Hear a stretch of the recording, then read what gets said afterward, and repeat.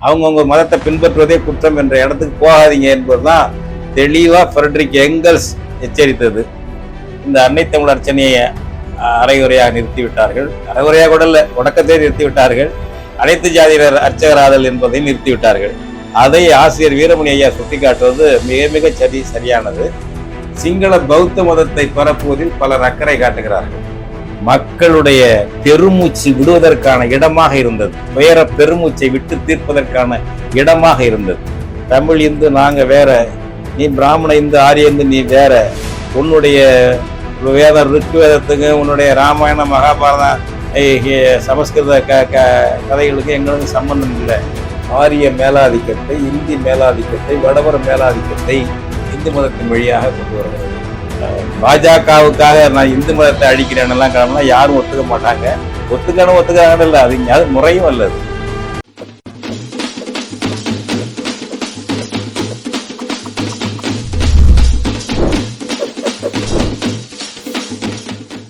இந்த முத்தமிழ் முருகன் மாநாட்டின் நிறைவு நாளில் 21 தீர்மானங்கள் நிறைவேற்றப்பட்டிருக்கின்றன. அதில் சில தீர்மானங்களை திமுகவின் கூட்டணி கட்சிகளான விடுதலை சிறுத்தைகள் கட்சி, மார்க்சிஸ்ட் கம்யூனிஸ்ட் கட்சி உள்ளிட்டவை எதிர்த்திருக்கின்றன. குறிப்பாக விடுதலை சிறுத்தைகள் கட்சியுடைய பொதுச் செயலாளர் ரவிக்குமார் அவர்கள் கல்வியை சமய சார்புடையதாக்கும் எனும் பாஜகவி அரசின் இந்துத்துவ செயல் திட்டத்தை முருகன் பெயரால் செயல்படுத்தும் முயற்சி என்று வேறல்ல என்று தன்னுடைய கண்டனத்தை தெரிவித்திருக்கிறார். குறிப்பாக இந்த தீர்மானங்களில் முருக பக்தி இலக்கியங்களில் இந்து சமய அறநிலையத்துறையின் கட்டுப்பாட்டின் கீழ் இறங்கக்கூடிய திருக்கோவில்களில் உள்ள அதனுடைய நிர்வாகத்தின் கீழ் வருகின்ற பள்ளிகளில் முருக பக்தி இலக்கியங்களில் மாணவர்களுக்கு போட்டிகள் நடத்தி பரிசளிப்பது, விழா காலங்களில் மாணவர்களை கொண்டு கந்த சஷ்டி பாராயணம் செய்வது, அதேபோல் இந்து சமய அறநிலையத்துறையின் கோவில்களில் கட்டுப்பாட்டில் உள்ள கல்வி நிறுவனங்களில் இந்த முருக பக்தி இலக்கியங்கள் சிறப்பு பாடப்பிரிவுகளை ஏற்படுத்திய என்கின்ற தீர்மானங்கள் தான் அவை. இவைகளை இந்த கட்சிகள் எதிர்த்திருக்கின்றன. இது பற்றி உங்களுடைய கருத்து என்ன? இதில் விடுதலை சிறுத்தைகள் கட்சியினுடைய பொதுச் செயலாளர் தோழர் ரவிக்குமார் உடைய கருத்து, அது ஒரு பாஜகவை எதிர்ப்பது என்றால் இந்து மத ஒழிப்பை கையில் எடுக்க வேண்டும் என்று சொல்வது போல் தோன்றுகிறது. அதில் எம்மை போன்றவர்களுக்கெல்லாம் உடன்பாடு கிடையாது. பாஜக என்பது ஆரிய வழிபட்ட இந்துத்துவாவை பேசி மறைமுக சனாதனம், மறைமுக வர்ணாசிரம தர்மத்தை நிலைநாட்ட முயற்சி பண்ணுகிறது. ஆரிய மேலாதிக்கத்தை, இந்தி மேலாதிக்கத்தை, வடவர மேலாதிக்கத்தை இந்து மதத்தின் வழியாக கொண்டு வருகிறது. அதே சமயம் இந்து சமயம் என்றது அல்லது இந்து மதம் என்பதில் பிராமணிய மதம் என்றோ, பிராமணர்களுக்கான மதம், வடவர்களுக்கான மதம் என்றோ எந்த சான்றும் கிடையாது. அவர்கள் அதை பயன்படுத்தி கொள்கிறார்கள். இந்து மதம், இந்து என்று பெயர் கொடுத்தது வெள்ளக்காரன், வெளிநாட்டுக்காரன். சிந்து நதியை வைத்து அந்த பேர் வந்தது பல தடவை சொல்லியிருக்கிறோம். அதனால இந்து மதத்தில் நீங்க என்ன விமர்சனம் வேணாலும் பண்ணலாம், எந்த மூட நம்பிக்கையும் எதிர்க்கலாம், கடவுள் நம்பிக்கையை கூட எதிர்க்கலாம். நான் பல தடவை சொல்லிட்டு வர்றோம். உச்சநீதிமன்ற தீர்ப்பும் அதுக்கெல்லாம் இருக்கு, சான்றா இருக்கு. சுதந்திரமா பேசலாம், அது ஒன்றும் மாற்றுக்கிறது இல்லை. இந்து மதத்தை ஆதரித்தாலே பாஜகவை ஆதரிப்பது, வகுப்புவாதத்தை ஆதரிப்பது என்று பேசுவது வேறு ஒரு நோக்கம் கொண்டது. வேறு ஒரு மதத்தை, அதாவது இந்து மதம் அல்லாத வேறு மதம் இருக்கலாம் என்ற கருத்து இருக்கலாம். குறிப்பாக இங்கே இப்பொழுது இந்த சூழ்நிலையில் சிங்கள பௌத்த மதத்தை பரப்புவதில் பலர் அக்கறை காட்டுகிறார்கள். தமிழ் தேசிய பேரியக்கம் சிங்கள பௌத்த மதத்தை எதிர்க்கிறது, ஏற்கவில்லை. பௌத்த மதம் முற்போக்குத்தானே எல்லாம் பௌத்த மதம் ஏற்கனவே இருந்தது, இங்கே அது பின்னடைந்து போயிருக்கிறது. அந்த பௌத்த மதத்தில் கொஞ்சம் பேர் இருக்கிறார்கள், அவர்கள் இருக்கட்டும், அவர்களுக்கு முழு உரிமை உண்டு. புதிதாக மதம் மாற்றுவது, பௌத்த மதத்துக்கு அல்லது வேறு மதத்துக்கு மாற்றுவது என்பதெல்லாம் ஊக்கப்படுத்த முடியாது, ஆதரிக்க முடியாது. அவர்களா விரும்பி மதம் மாறினால் அவருடைய உரிமை. அதை ஒரு கேம்பெயின் பண்றது, அதை மறைமுகமா வேலை செய்யறது, அதுகெல்லாம் கூடாது. அதனால கிட்டத்தட்ட ரவிக்குமாருடைய கருத்து ஒரு இந்து மத ஒழிப்புக்கு ஒழிப்பு தான் பாஜகவை எதிர்ப்பதாக அமையும் என்று சொல்வது போல் தோன்றுகிறது. அது சரியல்ல. இப்ப அந்த முருகன், பழனியாண்டவர் கோயில் முருகன், அங்கு வர்ற உண்டியல், அதுல வர்ற நிதி, இதை வைத்துத்தான் அந்த கல்லூரிகள், கல்வி நிலையங்கள் பல இடங்களில் நடக்கிறது. பல்வேறு கோயில்கள் நடக்கிறது. திருத்தணியா இருந்தாலும் மற்ற இடங்கள்லயா இருந்தாலும். இது போல நீங்க முருகன் திருக்கோயில்களில் இருந்து வசூலாகிற பணத்துல நடத்துற கல்வி கூடங்களில் முருகனை பற்றிய நம்முடைய இலக்கிய பாடல்கள் அதுல எல்லாம் போட்டி வைக்கணும்னு அங்க பேசியிருக்காங்க. அந்த மாநாட்டில் அது வைக்கலாம்னு சொல்றாங்க. அது ஒரு வகுப்புல இருந்து தேர்ச்சி பெறுவதற்கான மதிப்பெண்ணாகவோ அதை நிபந்தனையாக அவர்கள் இந்த தீர்மானம் அப்படி ஆக்கவில்லை. நான் புரிந்து கொண்ட வகையில அது தனியாக ஊக்கப்படுத்துறது நடக்கிறது. அது எல்லா பள்ளிகளுக்கும் அல்ல, அது கட்டாயமும் கிடையாது. மதிப்பெண் வாங்கலாம் கட்டாயம் கிடையாது. முருக கோயில்கள்ல இருந்து வர்ற நிதியில் நடக்கக்கூடிய கல்வி நிலையங்கள்ல முருகனை பற்றி வைங்க, பாடல்கள், கந்த சஷ்டியை சொல்றது, அதுக்கான ஒரு பரிசு அளிக்கிறது போன்றதை செய்யுங்க என்று சொல்லுகிறார்கள். ஒட்டுமொத்த தமிழ்நாட்டு பள்ளிக்கூடங்கள்ல கல்வி நிலையங்கள் எல்லாம் செய்யுங்கன்னு யாரும் அந்த தீர்மானம் சொல்லல. அப்படி சொல்றது அதிகாரம் கிடையாது அவர்களுக்கு. இதை எதிர்ப்பது என்பது சரியல்ல என்பதுதான் நம்முடைய கருத்து.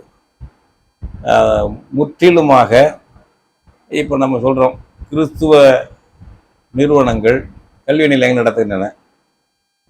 தேர்வுக்கு அப்பாற்பட்டு கிறிஸ்துவ நிகழ்ச்சிகள், மத போதனைகள் அங்கே நடப்பதில்லையா? சிறுபான்மை கல்வி நிலையங்கள் என்று அதுக்கெல்லாம் ஒரு பாதுகாப்பு கொடுக்கப்படவில்லையா? அதே முஸ்லீம் மதம் சார்ந்த அவர்கள் அறக்கட்டளை சார்ந்த கல்வி நிறுவனங்கள் இருக்கின்றன. அது கூடுதலாக அந்த மதத்திற்கான ஒரு போட்டிகளோ கல்வி கொடுப்பதோ நடக்கத்தான் செய்யும். அதுக்காக பாடத்திட்டத்தையே அவங்க அப்படி மாத்திட்டாங்கன்னு சொல்ல முடியாது. அப்படி இல்லை.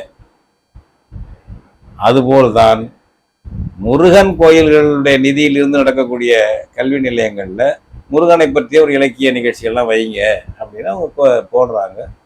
அது உடனே அது இந்துத்துவாவை தான் வளர்ப்பது அப்படின்னா இந்து மதமே கூடாது என்ற பொருளா? அதையெல்லாம் நம்ம ஏத்துக்க முடியாது. யாரும் ஏத்துக்க மாட்டாங்க. அது மாதிரி அடுத்தது இந்த எச்சரிக்கையும் வேண்டும் தமிழர்களுக்கு. புத்த மதம் பரப்பல் என்பது நடக்கிறது. அதுவும் இலங்கை பின்னணியில, சிங்கள புத்த மத பின்னணியில நம்ம இனத்தை அழித்த கும்பல். அது நம்முடைய இனத்தை ஈழத்துல அழிச்ச கும்பல். இன்னைக்கு வரை நம்மளை பணைய கைதிகள் போல் ஈழத்துல தமிழர்களை வைத்திருக்கிற கும்பல் அது. அந்த புத்த மத துறவிகள் தான் அந்த படுகொலையில முன்னால் நின்ன ரவுடிஸ் மாதிரி நின்னவங்க. அது ஞாபகம் வச்சுக்கோங்க. அதனால நம்ம பாஜகவுக்காக நான் இந்து மதத்தை அழிக்கிறேன்னெல்லாம் கிளம்புனா யாரும் ஒத்துக்க மாட்டாங்க. ஒத்துக்காங்கன்னு இல்லை, அது முறையும் அல்லது. இந்து மதத்தை பயன்படுத்துவதோ அதுபோல இஸ்லாம் மதத்தை பயன்படுத்தியோ அல்லது கிறிஸ்துவத்தை பயன்படுத்தியோ ஜனநாயக மறுப்பு எங்கு வந்தாலும் நம்ம எதிர்ப்போம். அது மாற்றுக்கிறதே கிடையாது. அந்த வகையில் தான் பாஜகவினுடைய இந்துத்துவா என்பதை நாம் எதிர்க்கிறோம். இந்துத்துவா என்ற சொல்லு கொடுத்தது சாவர்கர் கொடுத்தாரு. அவங்க இந்து வெறியோடு கொடுத்தாங்க. இந்துத்துவா என்பது வேற, அவங்க சொல்ற ஐடியாலஜி வேற.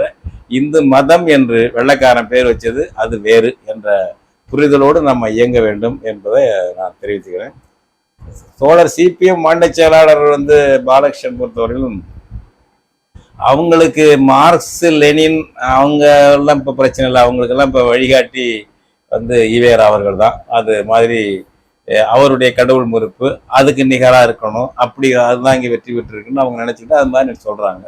எந்த நாட்டில் கம்யூனிஸ்டுகள் அல்லது நிறைய அதை பற்றி ஆய்வு பண்ணவங்க கடவுளை உண்டாக்கியவன் முட்டாள், கடவுளை வணங்குவன் காட்டுமிராண்டி, கடவுளை பரப்பியன் அயோக்கியன் என்று எந்த கார்ல் மார்க்ஸ், லெனின் யாராச்சும் வரையத்துக்கான அது மாதிரி எங்கெல்ஸ் இதை பற்றியே நிறைய கட்டுரை எழுதியிருக்காரு. தனியாக பிரசுரமாகவே வந்திருக்கு, NCPHலையும் விற்கிது. மதத்தை எப்படி அணுகணும்னு ஈரோட்டு பாதை சரியா என்ற ஒரு புத்தகத்தை 48 அல்லது 48, 49 தோழர் ஜீவானந்தம் எழுதியிருக்காரு. படிச்சு பாருங்க. அதை மதத்தை எப்படி அணுகிறது, கடவுளை எப்படி அணுகிறது. கடவுள் இல்லைதான், மதம் தேவையில்லைதான். ஆனால் நீ முரட்டுத்தனமா அதை அழிக்க நினைச்சியனா அது புத்தி பெற்றுட்டு இருக்கோம் என்று எங்கெல்ஸ் கொட்டேஷனை சொல்றாரு. அது மாதிரி சொல்லக்கூடாது, செய்யக்கூடாது. மக்களுடைய அது உளவியல் தேவையா இருக்கு, சைக்கலாஜிக்கல் நீடு, ஒரு பற்றுக்கோடு தேவையா இருக்கிறது.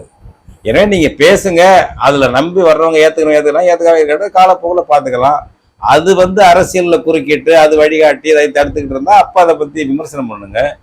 இயல்பா அவங்கவுங்க சாமி கும்பிடுறதே குற்றம், அவங்கவுங்க மதத்தை பின்பற்றுவதே குற்றம் என்ற இடத்துக்கு போகாதீங்க என்பதுதான் தெளிவா ஃப்ரெட்ரிக் எங்கல்ஸ் எச்சரித்தது. மதம் ஒரு அபின் என்று சொன்னார் கார்ல் மார்க்ஸ் என்று தவறாக சொல்லுவார்கள். அது ஒரு பெரிய பாரா. மதம் எப்படி அபின்னு கடைசியா சொல்லுவார். சர்வாதிகாரம் எதேச்சாதிகாரம் நிலவிய காலம், அரசியல் கட்சிகள் இல்லாத காலம், மன்னராட்சி கொடுங்கோன்மை காலம். அந்த காலத்தில் மக்கள் அனுபவித்த துன்ப துயரங்கள் அதிகமாக இருந்தது.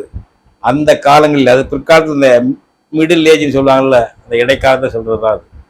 அந்த மாதிரி காலத்தில் மக்கள் தங்கள் துயரங்களை போய் சொல்லி அழுவதற்கு ஒரு இடமாக மத பீடம், மாதா கோயில், கோயில்கள் இருந்தன. அங்கு போய் தங்கள் துயரங்களை சொன்னார்கள், அழுதார்கள். அங்க இருக்கிற ஒரு ஃபாதரோ சாமியாரோ செஞ்சு உனக்குள்ள குறைய தீர்ப்பார், இறைவன் தீர்ப்பார், நீ நம்பிக்கையோடு போ என்று ஆசீர்வாதம் செய்கிறார். மனம் புலம்பி வந்தவனுக்கு ஒரு ஆறுதலாக இருக்கிறது. தன்னுடைய துயரங்களை சொல்வதற்கு வெளிப்படுத்துவதற்கு அமைப்புகள் இல்லாத காலத்தில் அந்த கோயில்தான் இதயமில்லாத உலகத்தின் இதயமாக விளங்கியது. மக்களுடைய பெருமூச்சு விடுவதற்கான இடமாக இருந்தது. துயர பெருமூச்சை விட்டு தீர்ப்பதற்கான இடமாக இருந்தது. இவ்வுலக துன்பங்களுக்கு மறு உலகத்தில் தீர்வு கிடைக்கும், சுகமாக வாழ்வாய் என்று கோயில் பூசாரியார் சொல்லும் பொழுது ஒரு ஆறுதலாக இருந்தது.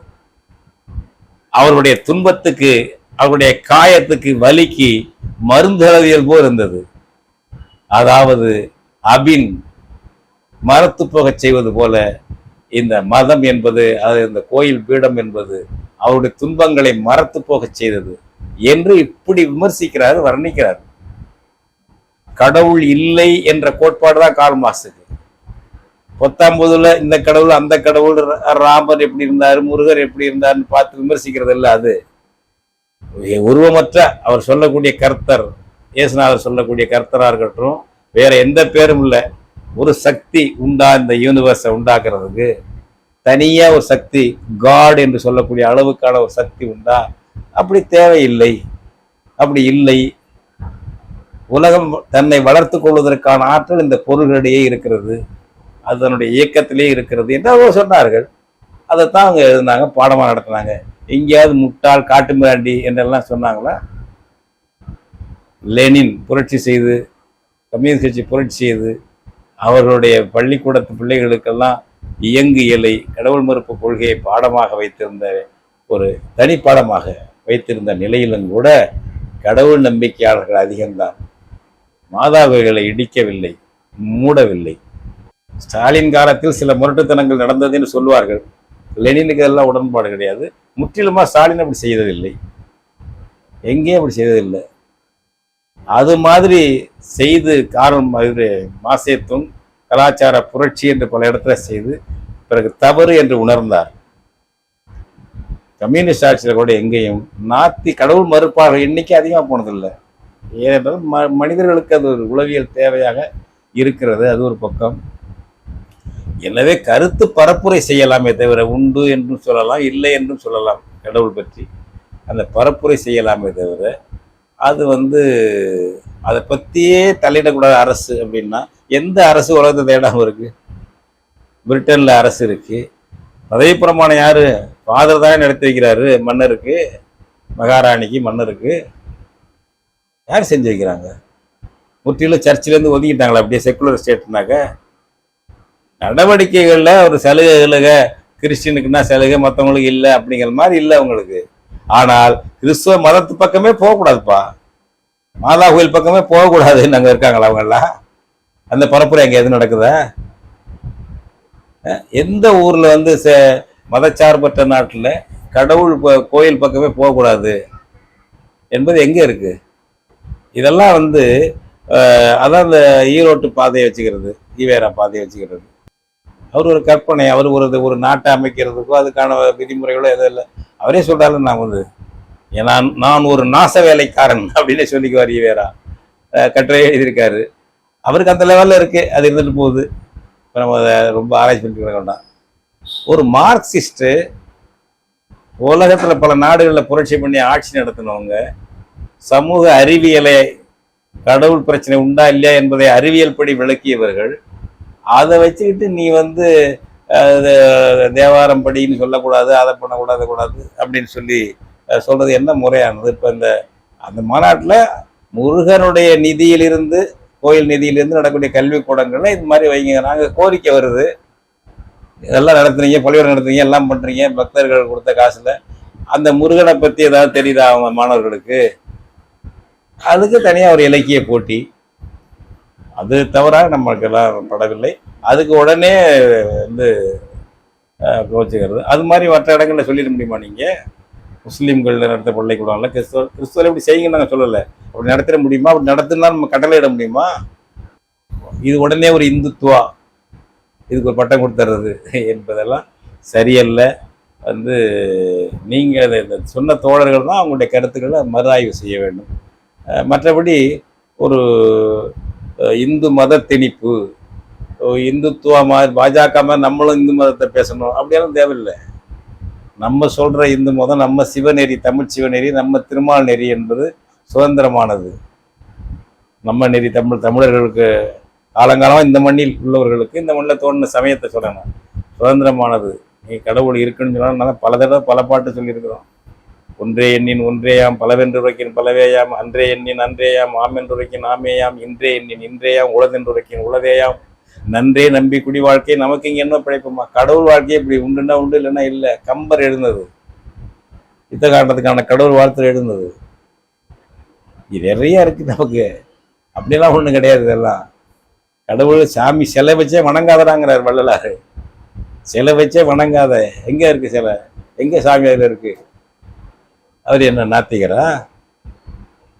எவ்வளவோ கருத்துக்கள் எவ்வளவோ இருக்கு. அது மாதிரி பல கருத்துக்கள், அதுக்கான சுதந்திரம் அளிக்கக்கூடியது இந்து மதம்.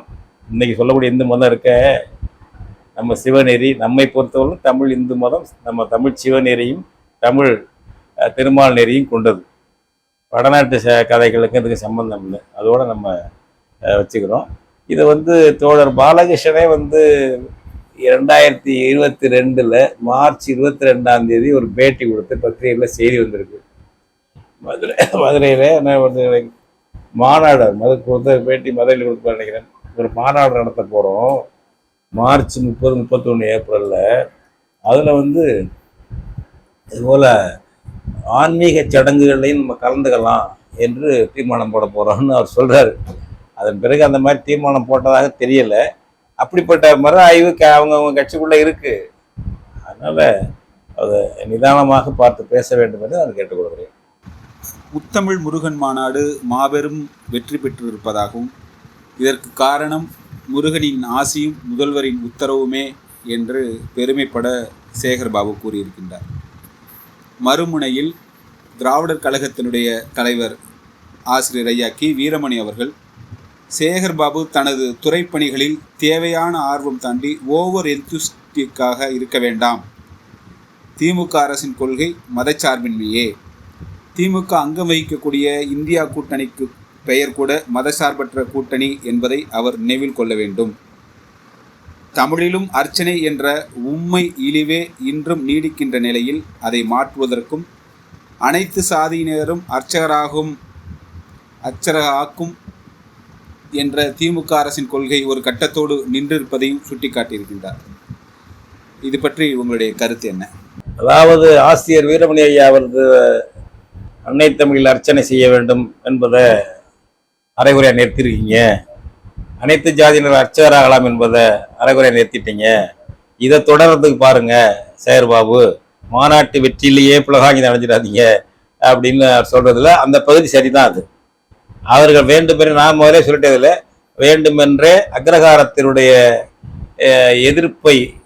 எதிர்ப்புக்கு அஞ்சி அல்லது உடன்பட்டு அவர்களுக்கு சரணாகதியாகிற வகையில் தான் இந்த அன்னை தமிழ் அர்ச்சனையை அரைகுறையாக நிறுத்திவிட்டார்கள். அரைகுறையாக கூட இல்லை, தொடக்கத்தை நிறுத்திவிட்டார்கள்.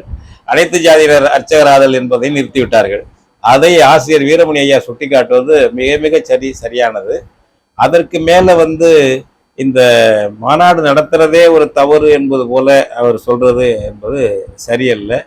அது மாநாடுங்கிறது நடத்தலாம், தப்பு இல்லை. இது அப்படின்னாக்க நீங்க இந்து சமய அறநிலையத்துறை என்று வைத்திருக்க கூடாதுன்னு சொல்லிடுங்க. ஆசிரியர் வீரமணி அவர்கள் நேரடியா இப்போ ஆர்எஸ்எஸோட உடன்பட்டு போயிடலாம். ஏன்னா ஆர்எஸ்எஸ் அதை கலைச்சிருங்கிறாங்க. நீங்க வேற வகையில சொல்லி அதை கலைச்சு சொல்லலாம். இந்து சமய அறநிலையத்துறை தேவையில்லை, அரசு இதுல தலையிட வேண்டாம், மூட நம்பிக்கை வெளியே வாங்க என்று ஆசிரியர் சொன்னார்னா அது ஒரு படியா அதை புரிஞ்சுக்கலாம். அப்படி நீங்க அப்படி சொன்னீங்கன்னா அது ஆர்எஸ்எஸ் கோரிக்கையை நீங்களும் ஒன்னா போறீங்கன்னு அர்த்தம். அது வேற ஒன்றும் இல்லை. அந்த அளவுக்கு இந்த மாநாட்டை பற்றி எல்லாம் ரொம்ப பெருமைப்பட வேண்டாம், மகிழ்ச்சி அடைய வேண்டாம் அப்படிங்கிறது சொல்லுவது எல்லாம் பாதி கிணறு தாண்டது மாதிரி இருக்கு. ஆசிரியர் வீரமணி ஐயா பாதி கிணறு தாண்டது மாதிரி இருக்கு, வேற ஒன்றும் இல்லை. அந்த முழு புரிதல் நமக்கு அவர் நடத்தினவங்க அவங்க பெருமைப்பட்டுக்கிறாங்க, போறாங்க வர்றாங்க. நம்ம அது உள்ள திரண்டாய்வு செய்யலாம். நான் பேசலையே அவ்வளவு.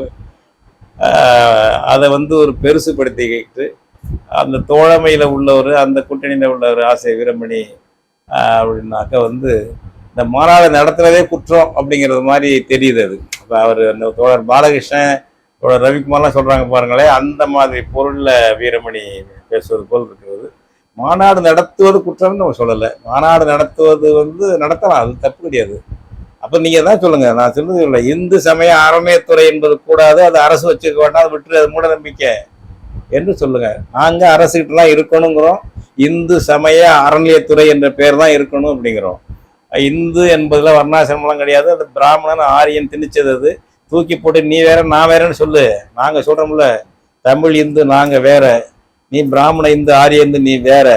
உன்னுடைய வேதம் ருக்கு வேதத்துக்கு, உன்னுடைய ராமாயண மகாபாரதம் சமஸ்கிருத கதைகளுக்கு எங்களுக்கும் சம்பந்தம் இல்லை என்பதை வெட்ட வெளிச்சமாக்கி நாம் மக்களுக்கு பாப்புலரா எல்லாருக்கும் பழகி போன அது ஏதோ கடவுள் நம்பிக்கை இருக்கும், அதை அழிக்க முடியாது. அந்த கடவுள் நம்பிக்கை என்பது ஒரு மதத்தோடு தான் இருக்கும், மதம் இல்லாம எல்லாம் இப்ப இருக்காது இந்த காலத்துல. அப்ப ஏற்கனவே அவங்களுக்கு பழகி போன ஒரு சொல்லு இந்து என்பது. இந்து என்பது சிந்து நதியை வைத்து வந்தது, அவர் ஒன்றும் பெரிய பிரச்சனை.